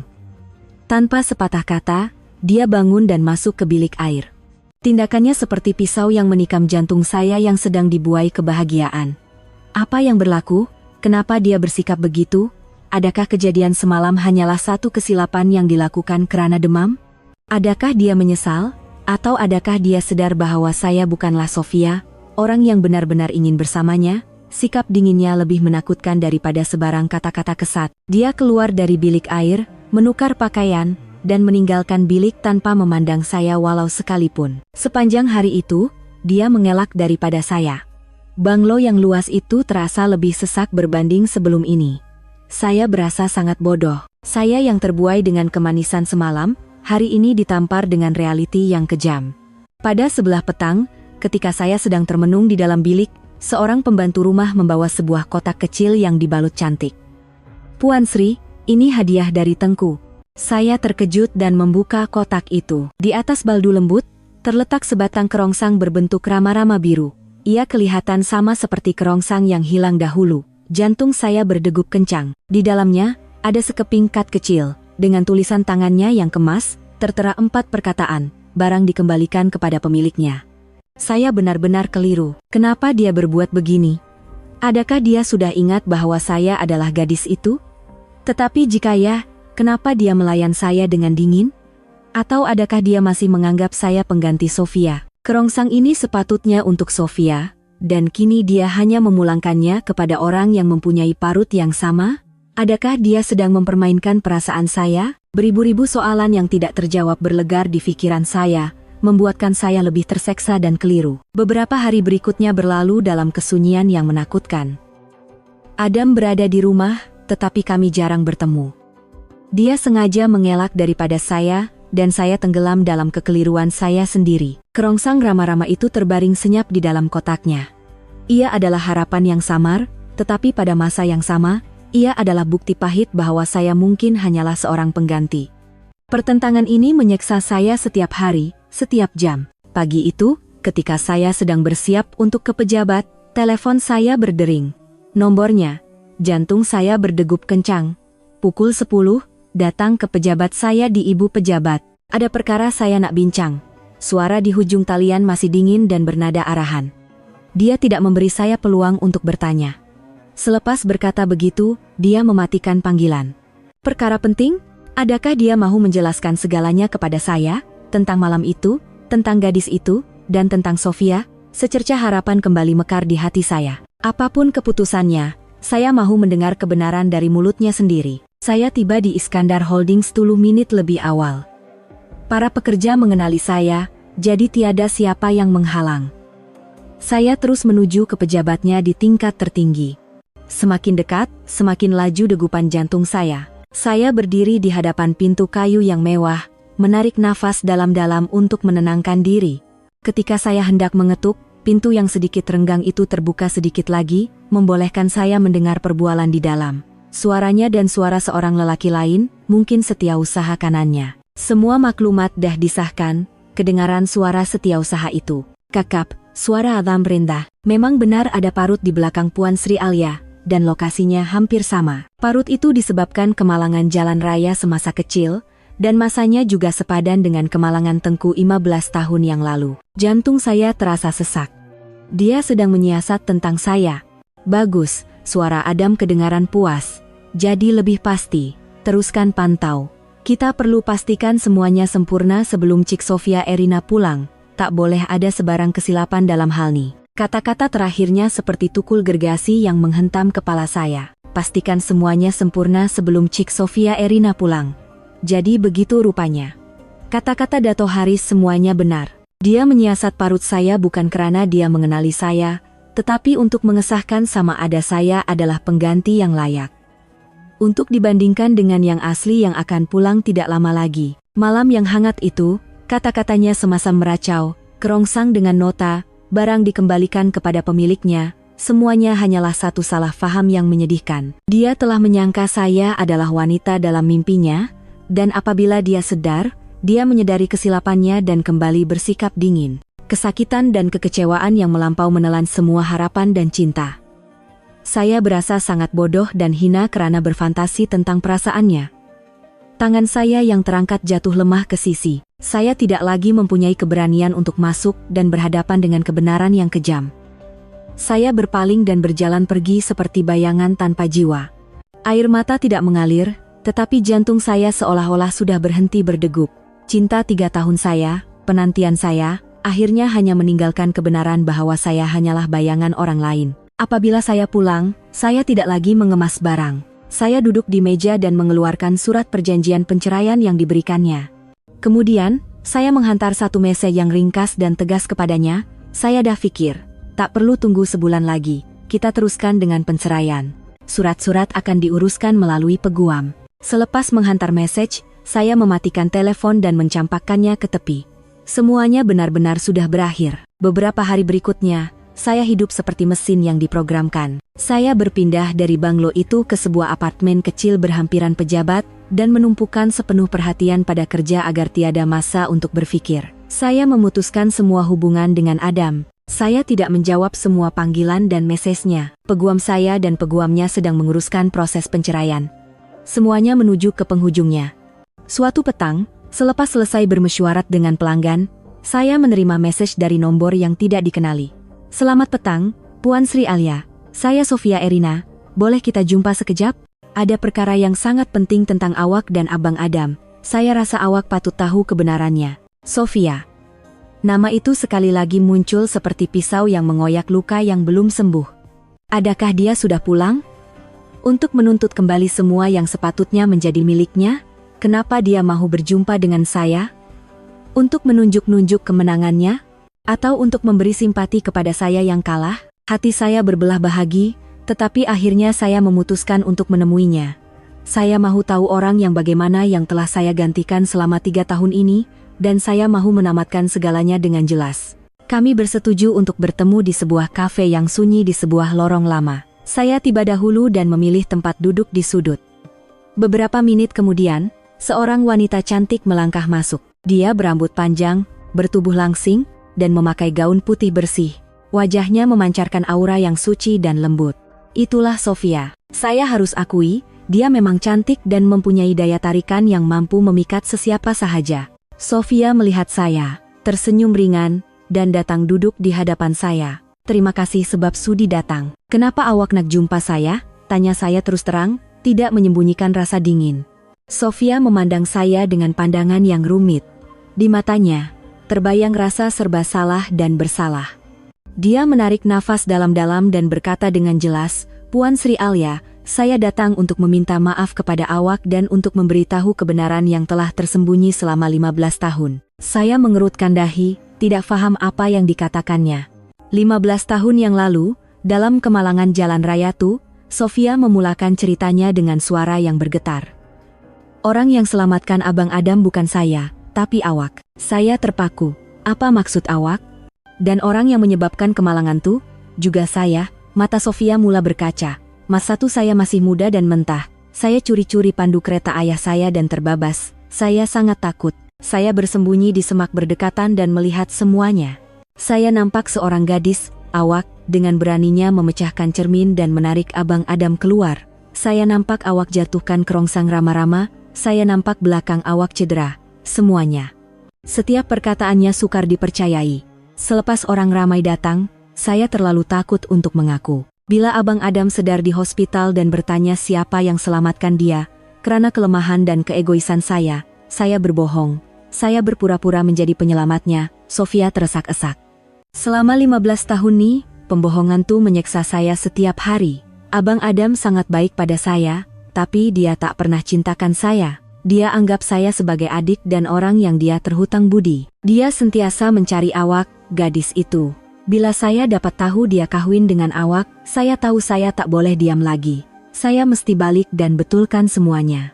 Puan Sri Alia, saya betul-betul minta maaf. Maaf sebab curi identiti awak. Maaf sebab buat awak menanggung banyak salah faham dan penderitaan. Saya duduk termenung. Pikiran saya kosong. Kebenaran itu terlalu tiba-tiba dan mengejutkan untuk dihadam. Rupa-rupanya, tiada siapa yang menjadi pengganti sesiapa. Orang yang dicari oleh Adam selama 15 tahun bukanlah Sofia, bukanlah bayangan lain. Orang itu dari awal hingga akhir hanyalah seorang, dan orang itu adalah saya. Saya keluar dari kafe dengan perasaan yang tidak terkata. Pengakuan Sofia terus berlegar di pikiran saya. Semua salah faham dan kesakitan seolah-olah terlerai. Tetapi apabila kebenaran terungkap, satu lagi kesakitan muncul. Adam telah menemui saya. Ya, tetapi dia menemui gadis itu, bukan saya yang sekarang. Sikap dinginnya, siasatannya, semuanya adalah untuk mengesahkan bayangan masa lalu. Cinta saya, diri saya, seolah-olah masih belum benar-benar wujud di matanya. Ketika hati saya sedang keliru, telepon di dalam poket saya berdering kuat. Nomor rumah jagaan. Firasat buruk sekali lagi melanda. Saya segera menjawab, Puan Sri Alia, tolong datang sekarang. Nenek kritikal lagi. Suara juru rawat di hujung talian lebih cemas berbanding sebelum ini. Kegagalan buah pinggang akut. Keadaannya sangat teruk. Kami tak dapat tangani di sini. Kena pindah ke hospital besar sekarang juga. Kepala saya terasa seperti meletup. Semua pikiran tentang Adam, Sofia, cinta, dan salah faham hilang. Hanya tinggal ketakutan yang melampau. Hospital mana? Saya datang sekarang. Kami sedang uruskan pemindahan ke Hospital Kuala Lumpur. Tolong datang terus ke sana. Saya mematikan panggilan dan menahan taksi seperti orang gila. Air mata saya tumpah. Kenapa takdir menguji saya sebegini? Kenapa ketika saya baru menemui secercah cahaya, ia dipadamkan dengan kejam? Apabila saya tiba di hospital selepas terperangkap dalam kesesakan jalan raya yang hampir membuat saya gila, nenek sudah pun dibawa masuk ke bilik kecemasan. Saya hanya sempat melihat wajahnya yang pucat dan matanya yang terpejam sebelum pintu bilik kecemasan tertutup di hadapan saya, memisahkan dua dunia. Saya terduduk di kerusi sejuk di koridor. Rasa tidak berdaya dan putus asa sekali lagi menggerogoti jiwa saya. Tiba-tiba, sekumpulan orang berkot putih berlari cemas. Mereka diketuai oleh seorang lelaki berwajah Eropah yang segak, pakar yang sama yang merawat nenek sebelum ini. Kenapa dia ada di sini? Cepat siapkan dewan bedah terbaik. Pesakit tak ada masa, arah pakar itu dalam bahasa Inggris dengan nada cemas. Tidak lama kemudian, susuk tubuh tinggi yang biasa saya lihat berjalan pantas ke arah saya. Adam. Wajahnya tegang dan pucat, dan sut yang dipakainya kelihatan kusut seperti baru menempuh perjalanan jauh. Bukankah dia sepatutnya berada di luar negara? Kenapa dia di sini? Beribu soalan timbul, tetapi saya tiada tenaga untuk bertanya. Dia datang dan mencangkung di hadapan saya. Tangannya yang besar dan hangat menggenggam erat tangan saya yang sejuk. Jangan risau, saya ada di sini. Suaranya serak, tetapi kata-katanya lebih menenangkan daripada apapun. Saya dah batalkan mesyuarat di Jepun. Sebaik sahaja dapat berita, saya terus balik dengan jet pribadi. Pasukan perubatan terbaik dah sedia. Nenek akan oke. Adakah semua ini dilakukannya untuk saya? Atau untuk penyelamatnya? Kesakitan dan kesedihan kembali menyelubungi saya. Saya menarik tangan saya dari genggamannya dan memandangnya dengan mata yang berkaca. Terima kasih. Tapi awak tak perlu buat semua nih. Hal nenek, saya boleh uruskan sendiri, kata saya dengan suara yang anehnya tegas. Apa yang awak cakapkan nih? Dia mengerutkan dahi. Kerisauan di matanya tidak dapat disembunyikan. Saya dah jumpa Sofia, kata saya terus terang. Saya dah tahu semuanya. Awak cari saya selama 15 tahun, kan? Tapi yang awak cari ialah gadis itu, penyelamat dan bayangan dalam ingatan awak, bukan saya yang sekarang. Air mata saya mengalir lagi. Perasaan awak, perhatian awak, semuanya untuk bayangan tuh. Saya tak nak terima perasaan yang bukan untuk saya. Jadi, kita akan teruskan dengan penceraian, seperti yang dirancang. Pembedahan nenek berlangsung selama beberapa jam. Saya dan Adam duduk bertentangan di ruang menunggu, tidak lagi bercakap. Lampu dewan bedah terpadam. Pakar itu keluar sambil menanggalkan topeng mukanya. Wajahnya letih, tetapi kelihatan lega. Pembedahan berjaya, krisis dah berlalu. Dengan rehat dan pemulihan yang baik, keadaan nenek akan beransur pulih. Saya menghela nafas lega. Seluruh badan saya terasa lemah. Jika bukan karena Adam, saya benar-benar tidak tahu bagaimana hendak menghadapi semua ini. Dia juga bangun dan mengucapkan terima kasih kepada pasukan perubatan. Beberapa hari kemudian, nenek dipindahkan ke ward pemulihan. Kesehatannya semakin baik. Melihat saya termenung, nenek memegang tangan saya dengan lemah. Anak bodoh. Kenapa muka murah macam ni? Saya tersenyum paksa. Tak ada apa nek, asalkan nenek sihat. Alia gembira. Nenek memandang saya lama, kemudian berkata, Alia, pergi balik rumah lama kita, cari kotak kayu bawah katil nenek. Tolong ambilkan diari lama nenek dalam tuh. Diari? Saya terkejut. Saya mempunyai tabiat menulis diari semasa kecil, tetapi berhenti karena sibuk. Diari yang dimaksudkan nenek pastinya diari berbelas tahun yang lalu. Untuk apa nek? Nanti Alia tahu, kata nenek dengan senyuman misteri. Walaupun tidak faham, saya menurut kata nenek. Rumah lama tempat saya dan nenek tinggal masih sama, hanya diselaputi debu zaman. Saya menemui kotak kayu itu, di dalamnya penuh dengan kenangan zaman kanak-kanak. Dan di situ, terselit sebuah diari berkulit coklat gelap yang sudah usang. Saya membersihkan debu dan menyelak helaian kertas yang sudah kekuningan. Tulisan cakar ayam zaman kanak-kanak saya muncul. Saya menyelak ke halaman ketika saya berumur 10 tahun. Dan saya berhenti pada satu catatan yang ditulis tergesa-gesa, dengan kesan tompokan air mata. Hari ini takut sangat. Nampak kereta langgar pokok masa balik sekolah. Ada seorang abang terperangkap dalam kereta, banyak darah. Alia pecahkan cermin dengan batu, tarik abang tu keluar. Abang tu handsome, tapi masa tu nampak kasihan sangat. Lepas Alia tarik dia keluar, kereta tu terbakar. Takut sangat, Alia lari panggil orang. Bila balik, orang dah ramai. Kerongsang rama-rama biru yang nenek baru beli hilang. Belakang pun luka, sakit sangat. Tapi Alia dah selamatkan seorang, rasa macam berani sangat. Harap abang tu tak apa-apa. Segalanya terbayang kembali di pikiran saya seperti film gerak perlahan. Budak lelaki itu, kerongsang, parut, semuanya sepadan. Diari ini adalah bukti yang tidak dapat disangkal. Gadis yang dicari oleh Adam adalah saya. Bukan satu salah faham. Kepingan teka-teki terakhir masa lalu telah lengkap. Saya memegang diari itu dan menangis lagi. Tetapi kali ini, bukan air mata kesakitan atau kesedihan. Ia adalah air mata keharuan dan kesedaran. Selepas membaca diari itu, hati saya menjadi lebih tenang. Saya pikir saya perlu bercakap dengan Adam sekali lagi dengan jelas. Tetapi sebelum saya sempat berbuat demikian, satu lagi insiden berlaku. Pagi itu, ketika saya sedang menjaga nenek di hospital, berita ekonomi di TV menarik perhatian saya. Di screen, kelihatan Dato Haris berdiri di hadapan berpuluh-puluh kamera, dan di sebelahnya adalah Sofia. Wajah Sofia kelihatan janggal dan serba salah. Di bawah screen, tertera tajuk besar, Iskandar Holdings hadapi krisis keyakinan. Dato Haris, CEO pesaing, mengkritik Tengku Adam Iskandar karena mengabaikan tugas disebabkan masalah pribadi, mendakwa menjejaskan kepentingan pemegang saham. Dalam sidang media itu, Haris berkata dengan nada provokatif, baru-baru ini, pengerusi Iskandar Holdings, Tengku Adam Iskandar, terus menunjukkan tingkah laku yang tidak dapat difahami. Beliau secara tiba-tiba membatalkan mesyuarat penting dengan rakan kongsi Jepun, menyebabkan kerugian berbilion ringgit, semata-mata untuk menyelesaikan masalah pribadi. Dengan sokongan Cik Sofia Erina, yang mempunyai hubungan lama dengan Tengku, saya berpendapat lembaga pengarah Iskandar Holdings perlu menilai semula kelayakan kepimpinan Tengku. Seseorang yang meletakkan emosi pribadi di atas kepentingan kumpulan tidak layak memegang jawatan itu. Haris menggunakan tindakan Adam yang tergesa-gesa pulang untuk menyelamatkan nenek dan memutarkannya menjadi skandal percintaan untuk menyerang dia dan Iskandar Holdings.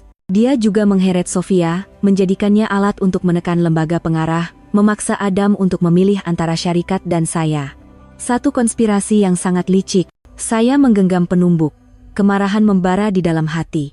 Saya tidak boleh membiarkannya menghadapi ini seorang diri. Sebaik sahaja berita itu tamat, telepon saya berdering. Setiausaha Adam. Puan Sri Alia, Tengku mahu berjumpa. Beliau rasa ada beberapa perkara yang Puan Sri perlu tahu, suara setiausaha itu cemas. Saya bersetuju tanpa teragak-agak. Setengah jam kemudian, setiausaha itu tiba di hospital. Dia membawa saya bukan ke ibu pejabat, tetapi ke sebuah villa yang dikawal ketat di pinggir bandar. Adam sedang menunggu di dalam. Wajahnya letih, tetapi matanya sangat tegas. Tanpa berkata apa-apa, dia menghulurkan satu file dokumen. Baca nih. Saya membukanya. Ia adalah salinan rekod perubatannya 15 tahun yang lalu. Di ruangan maklumat penyelamat, nama Sofia Erina telah dipotong, dan di sebelahnya, ada nota yang ditulis dengan pen merah oleh penyiasat, nama telah diubah sesuai. Menurut saksi, penyelamat adalah seorang kanak-kanak perempuan tidak dikenali, lingkungan 10 tahun. Dokumen ini membuktikan sepenuhnya kebenaran kata-kata Sofia. Tetapi yang lebih mengejutkan saya adalah dokumen-dokumen seterusnya. Ia adalah sijil kelahiran saya dan ibu bapak saya, serta salasilah keluarga Tengku. Saya tak faham. Saya memandangnya dengan keliru. Adam mendekati saya dan berkata dengan suara rendah yang penuh kesedihan, Alia, ayah awak, nama sebenarnya Tengku Amran. Dia pakcik saya. Saya terasa seperti disambar petir. Pakcik? Jadi, kita, seolah-olah membaca pikiran saya, dia segera menjelaskan, jangan risau, kita tak ada pertalian darah. Ayah saya anak angkat datuk saya. Hanya Tengku Amran, pakcik saya, yang merupakan anak kandung datuk. Saya menghela nafas lega, tetapi satu lagi rahasia yang lebih dahsyat terungkap. Keluarga Tengku ada penyakit genetik berkaitan darah yang jarang berlaku. Pesakitnya tak akan hidup melepasi umur 50 tahun, sambungnya sambil memandang jauh. Ibu bapak awak kedua-duanya penyelidik genetik yang hebat. Sepanjang hayat, mereka berusaha mencari penawar untuk penyakit ini, dan akhirnya mereka dapati kuncinya ada pada gen istimewa yang hanya ada pada awak. Saya terkejut, tidak dapat berkata apa-apa. Tahun itu, bila kajian hampir selesai, satu kemalangan berlaku. Ibu bapak awak terkorban dalam kebakaran makmal, dan semua data penyelidikan hilang. Dan awak, dibawa oleh nenek awak, hidup dengan identiti lain dan berpindah dari bandar. Mata Adam bersinar dengan kebencian. Itu bukan kemalangan. Itu pembunuhan. Dan dalangnya adalah datuk saya, Tan Sri Lokman. Setiap perkataannya seperti tukul yang menghentam kepala saya. Ibu bapak saya dibunuh, dan pelakunya adalah ketua keluarga Tengku. Dia nak rampas hasil kajian tu, dan jadikan awak sebagai penawar untuk seluruh keluarga. Selama 15 tahun saya cari awak, pada mulanya untuk balas budi. Tapi bila saya perlahan-lahan tahu rahasia ni, ia jadi perlumbaan dengan masa. Saya kena cari awak dulu sebelum dia. Perkawinan kontrak ni adalah satu-satunya cara untuk saya letakkan awak di sisi saya dan lindungi awak secara sah. Kini, barulah saya faham segalanya. Sikap dinginnya, jaraknya, semuanya adalah topeng untuk menyembunyikan rahasia dahsyat ini, dan untuk melindungi saya daripada bahaya yang tidak saya sedari. Ketika saya masih terkejut, telepon Adam berdering. Orang suruhannya di hospital. Tengku, Tan Sri dah sampai hospital. Dia hantar orang ke Wat Nenek. Wajah Adam serta-merta menjadi sedingin ais. Dia dah mula bertindak. Dia memegang tangan saya. Jom, kita kena pergi sekarang. Apabila kami tiba di hospital, koridor sudah riuh rendah. Sekumpulan pengawal pribadi bersut hitam menghalang pintu Wat Nenek, tidak membenarkan sesiapa masuk. Berhadapan dengan mereka adalah seorang lelaki tua beruban, tetapi matanya tajam dan berbahaya seperti helang. Tan Sri Lokman. Tepi semua. Jeritnya dengan suara garau. Aku datang nak jumpa kawan lama, berani kamu semua halang aku? Tan Sri, tanpa arahan Tengku, tiada siapa boleh masuk, jawab ketua pengawal pribadi tanpa gentar. Melihat kami datang, Tan Sri Lokman mengecilkan matanya. Pandangannya meneliti saya seperti helang melihat mangsa. Adam, bagus kau dah sampai, cepat suruh budak-budak nih ke tepi. Aku ada benda nak cakap dengan budak perempuan nih. Adam berdiri di hadapan saya, menghadap datuknya. Baliklah, Tuk. Saya tak akan benarkan Atuk apa-apakan dia. Tan Sri Lokman ketawa sinis. Apa-apakan? Budak nih harapan seluruh keluarga kita. Aku cuma nak bawa dia balik ke tempatnya. Kau, sebagai ahli keluarga Tengku, berani lawan seluruh keluarga demi seorang perempuan? Dia istri saya. Sesiapa nak sentuh istri saya, kena langkah mayat saya dulu. Suara Adam tegas tanpa sebarang keraguan. Suasana menjadi tegang. Tiba-tiba, pintu Wat terbuka. Nenek, yang masih lemah, keluar ditolak di atas kerusi roda oleh juru rawat. Di tangan nenek, ada sebuah kotak baldu lama. Tan Sri Lokman, lama tak jumpa. Suara nenek lemah tetapi berwibawa. Tan Sri masih ingat benda ni? Nenek membuka kotak itu. Di dalamnya, ada sebuah mohor jet berbentuk naga yang diukir halus. Melihat mohor itu, wajah Tan Sri Lokman berubah serta merta. Macam mana? Benda ni ada pada kau? Amran yang berikan pada saya sebelum dia meninggal, kata nenek dengan tajam. Dia kata, kalau satu hari nanti Tan Sri tamak sampai sanggup cederakan anak sendiri, gunakan mohor ni untuk panggil semua ahli keluarga yang masih setia. Tan Sri ingat Tan Sri boleh tipu semua orang. Tepat pada ketika itu, dari kedua-dua hujung koridor, muncul sekumpulan orang lagi. Mereka semua adalah orang-orang tua dalam keluarga Tengku. Mereka berdiri senyap di belakang nenek, memandang Tan Sri Lokman dengan penuh kekecewaan. Dia kini terpencil. Menyadari dia tidak boleh berbuat apa-apa lagi, dia mendengus dingin, berpaling untuk pergi, sambil meninggalkan ugutan, perkara ini belum selesai. Selepas konfrontasi di hospital, keadaan menjadi buntu. Adam memperketatkan kawalan ke atas saya dan nenek, dan hampir tidak pernah meninggalkan kami. Dia juga mula mengumpul bukti untuk mendedahkan jenayah datuknya. Beberapa hari kemudian, Dato Haris tiba-tiba menghubungi Adam. Dia mendakwa mempunyai maklumat penting tentang urus niaga haram Tan Sri Lokman, dan mahu berjumpa secara pribadi untuk membincangkan kerjasama. Walaupun tahu ia mungkin satu perangkap, Adam, yang mahu menjatuhkan datuknya secepat mungkin, memutuskan untuk pergi. Duduk diam di villa, jangan kemana-mana. Saya dah letakkan pengawal yang cukup, pesannya kepada saya sebelum pergi. Tidak lama selepas Adam pergi, ketika saya sedang membaca di bilik bacaan, saya terdengar bunyi aneh dari luar. Firasat buruk mula terasa. Saya segera berlari ke tingkap dan melihat ke bawah, menyaksikan satu pemandangan yang mengerikan. Berpuluh-puluh lelaki berpakaian hitam dan bertopeng memanjat pagar. Mereka dengan pantas menewaskan pengawal pribadi Adam. Jantung saya terasa seperti hendak meletup. Ini adalah satu perangkap.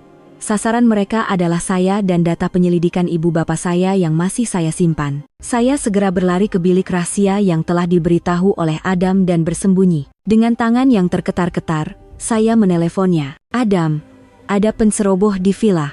Ini perangkap. Di hujung talian, kedengaran bunyi brek mengejut yang nyaring, diikuti dengan bunyi perlanggaran yang dahsyat. Alia, awak oke? Sembunyi di situ. Saya datang sekarang. Suara cemasnya adalah yang terakhir saya dengar sebelum talian terputus. Saya meringkuk dalam kegelapan, menggigil kerana cemas. Mereka menggeledah rumah, dan bunyi tapak kaki serta bunyi barang pecah semakin dekat. Ketika mereka hampir menemui pintu bilik rahasia, beberapa das tembakan kedengaran dari luar. Bantuan Adam telah tiba tepat pada masanya. Pertempuran sengit berlaku. Saya berjaya diselamatkan, tetapi Adam tidak. Dia diserang hendak dalam perjalanan pulang. Keretanya terbalik, dan dalam keadaan kelam kabut, dia cedera. Adam hanya mengalami kecederaan ringan di lengan, tetapi insiden ini membawa segalanya ke kemuncak. Dia tahu dia tidak boleh menunggu lagi. Keesokan harinya, Iskandar Holdings mengadakan mesyuarat lembaga pengarah tergempar untuk menyelesaikan krisis yang dicetuskan oleh Dato Haris. Ini adalah peluang terakhirnya untuk membalikkan keadaan. Saya berkeras untuk pergi bersamanya. Saya tak akan biarkan awak hadapi mereka seorang diri. Adam memandang saya, matanya penuh kasih sayang. Dia mengangguk kecil. Bilik mesyuarat besar Iskandar Holdings penuh sesak. Hampir semua ahli lembaga pengarah dan pemegang saham utama hadir. Tan Sri Lokman duduk di kerusi kehormat, di sebelahnya adalah Dato Haris yang beriak kemenangan. Tuan-tuan dan puan-puan, Haris bangun untuk berucap. Hari ini kita berkumpul untuk mendedahkan wajah sebenar beberapa individu. Adam memotong kata-katanya. Dia bangun, lengannya berbalut. Semua mata tertumpu kepadanya. Dia memaparkan semua bukti yang dikumpulkannya pada skrin besar. Dari rekod urus niaga mencurigakan Tan Sri Lokman dan kontrak haram, hinggalah video pengakuan Haris bahwa dia merancang perangkap untuk menyerangnya. Akhir sekali, rekaman pengakuan Sofia yang mendedahkan seluruh kebenaran tentang kemalangan 15 tahun yang lalu dimainkan. Dewan mesyuarat gempar. Wajah Tan Sri Lokman dan Haris pucat seperti kertas. Semua nitipu, jerit Tan Sri Lokman sambil menghentak meja. Anak tak guna. Berani kau fitnah datuk kau sendiri? Dalam keadaan huru-hara itu, seorang lelaki, yang kelihatan seperti orang suruhan Tan Sri Lokman, tiba-tiba mengeluarkan pistol dari poketnya dan mengacukannya kepada saya. Jangan bergerak, orang ramai menjerit ketakutan. Lelaki itu kelihatan hilang akal, jarinya menggeletar di picu. Adam, tanpa teragak-agak, berlari ke arah saya dan melindungi saya dengan badannya. Bang! Bunyi tembakan yang memekakkan telinga bergema, tetapi peluru itu tidak menuju ke arah saya. Lelaki itu menembak ke arah seorang pemegang saham tua yang coba melarikan diri dalam kekecohan. Adam secara refleks melompat dan menolak pemegang saham itu jatuh. Peluru itu terkena bahunya, dia terhuyung-hayang dan rebah ke lantai. Darah mengalir dari lukanya, membasahi kemeja putihnya. Adam, saya menjerit dan berlari ke arahnya. Air mata saya mengalir deras. Mujurlah, peluru itu tidak mengenai organ penting. Selepas seminggu dirawat, Adam melepasi krisis. Selepas itu, segalanya selesai. Tan Sri Lokman dimasukkan ke hospital sakit jiwa akibat kejutan dan pendedahan jenayahnya. Dato Haris dan sekutunya dihadapkan ke muka pengadilan. Iskandar Holdings disusun semula di bawah pimpinan individu yang cekap dan setia. Sebulan kemudian, Adam dibenarkan keluar dari hospital. Dia tidak pulang ke Banglo Lama, sebaliknya membawa saya ke sebuah rumah kecil yang indah di tepi pantai. Katanya, dia sudah lama membeli tempat itu untuk kami. Petang itu, di bawah cahaya senja yang memukau, dia melutut di hadapan saya. Dia tidak banyak bercakap, hanya mengeluarkan sebuah kotak baldu merah. Di dalamnya, ada sebentuk cincin yang direka dengan sangat halus, dengan berlian berkilauan berbentuk rama-rama biru. Alia, saya tahu awak dah lalui banyak kesakitan dan penderitaan selama 3 tahun nih. Saya tahu saya bukan suami yang baik. Tapi mulai sekarang, boleh tak awak beri saya peluang untuk cintakan awak, jaga awak, dan tebus segalanya sepanjang hayat saya. Sudikah awak kawin dengan saya? Air mata kebahagiaan mengalir di pipi saya. Saya mengangguk perlahan. Dia menyarungkan cincin ke jari saya, dan kami berpelukan erat. Tepat pada ketika itu, saya tiba-tiba berasa mual. Saya bergegas ke bilik air. Adam mengikut dengan risau. Melihat wajah saya yang pucat, dia tiba-tiba terdiam, dan matanya bersinar dengan kegembiraan yang tidak terhingga. Keesokan harinya di hospital, dokter tersenyum dan berkata, "Tahniah, Puan Sri mengandung kembar." Setahun kemudian, Aryan, peluk adik tuh elok-elok sikit. "Hana, jangan ambil mainan abang." Di sebuah taman kecil yang cerah, gelak tawa kanak-kanak memenuhi udara. CEO yang dingin itu, Tengku Adam Iskandar, kini dengan rambut kusut sedang memujuk anak perempuannya yang kecil, manakala saya memeluk anak lelaki kami yang lincah. Kami saling berpandangan dan tersenyum bahagia. Selepas setiap badai, fajar akhirnya tiba. Cinta kami, seperti tunas yang kuat, telah mengharungi segala ujian, salah faham, dan konspirasi, dan akhirnya membuahkan hasil yang manis.